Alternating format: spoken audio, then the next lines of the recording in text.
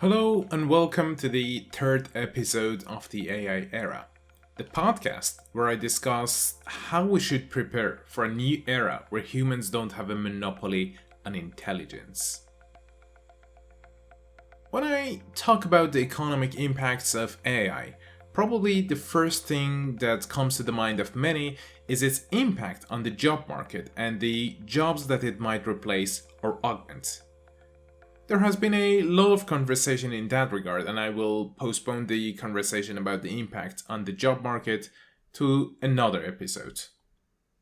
In this episode, I will talk about the more general implications of AI on our economic systems, and in particular, how AI will enlarge our economies and lead to an explosion in the wealth of the whole society. To understand how AI could increase the world's economic output, it is best to review how economies grow in the first place. The main key concept for understanding economic growth is productivity. Simply put, productivity is the amount of output given a constant input. If a country can produce more with the same number of people and raw resources, it simply means it is more productive. Productivity can be increased by different means. Factors like trade expansion and efficient collaboration contribute to an increase in productivity, but the most common and effective source of productivity increase is technological improvements. Let me give you an example. In medieval times, a farmer with 1 hectare of wheat land had to spend about 55 full days to grind his annual wheat production. With a water mill, that time could be reduced to about 2 full days. That meant more than 20 times grinding productivity and, more importantly, exemption from months of exhausting hand labor. This simply meant that the farmer could now cover more land and produce more with the same effort as before. The story is the same with AI. It increases the productivity and hence the economic output. It is estimated that generative AI alone could increase the global economy output by about $7 trillion by 2030. That is about 2 times the GDP of Germany, the largest economy in Europe. The difference here is that AI is a fundamentally different type of technological improvement. It is way more transformative, and I have discussed why AI is like that in the first episode, so I won't go through it again. As a result of that, the economic gain from the mass adoption of AI is remarkably higher than whatever we have experienced before.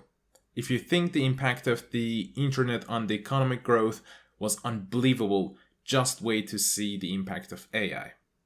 In brief, humans can produce much more when augmented with AI, so there will be more to consume, and we will experience an explosion in the net wealth of society. Again, if we go back to history, we can see that an increase in the net wealth of humans has enabled them to explore and research more to develop even better technological improvements. It somehow formed a self-reinforcing cycle. For example, the boom in the textile industry in England in 18th century increased the net wealth of the society, and then this wealth increase enabled further research and development, which culminated in the invention of the steam engine, the heart of the Industrial Revolution. But did we humans get satisfied with the additional growth? Of course not. We just updated our expectations levels.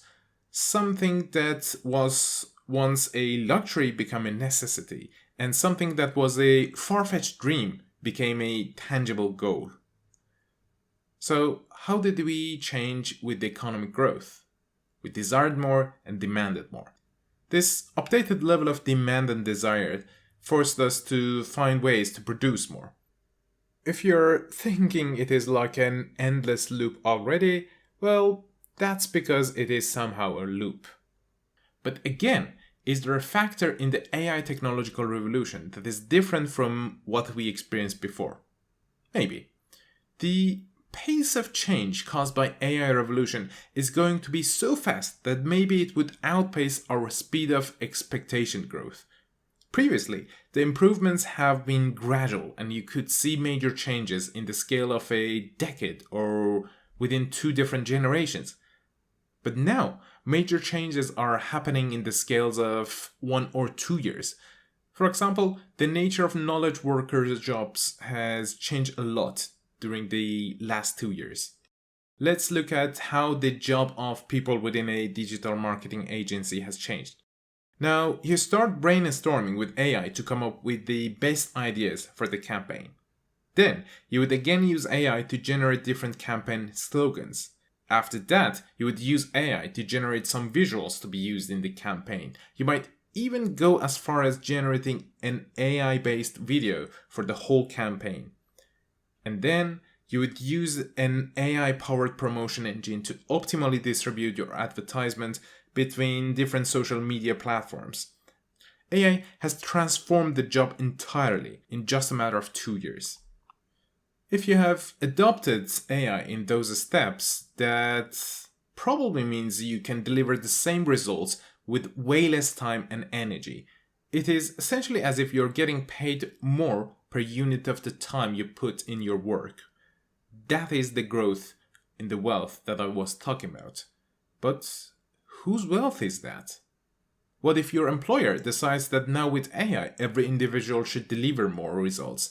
Or if your employer decides to lay off people as the work could be done with less number of people? Is your employer entitled to do that in the first place?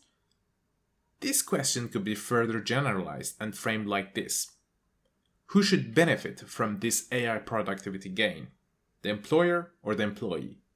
And again, if we think about it more deeply, the question is how the rewards of this productivity gain should be distributed among the whole society, not just employers and employees. The answer to that question defines how our economic systems look like in the year 2040. And in my opinion, answering this question is going to be one of the most important challenges for humanity in the upcoming decades. So far, I have mentioned a couple of times that technological improvements lead to an increase in society's wealth. And you might be thinking that you have not felt that your wealth has increased during the last couple of years, even though the net wealth of society has been increasing during the same time period. Well, that concerns the issue of wealth redistribution, something that modern societies failed to do in some aspects. As we are now heading towards an explosion in the net wealth of societies, wealth redistribution mechanisms are becoming increasingly important. Since the answer to the question of AI reward distribution falls into the socio-political scope of AI impacts, I will talk about it in the next episode. But as a short peek into what we will discuss in the next episode, just know that AI can lead us to an extremely capitalistic or socialistic society. I believe the next episode will be one of the most important episodes of this whole podcast, so stay tuned for it. And until then, adapt and evolve.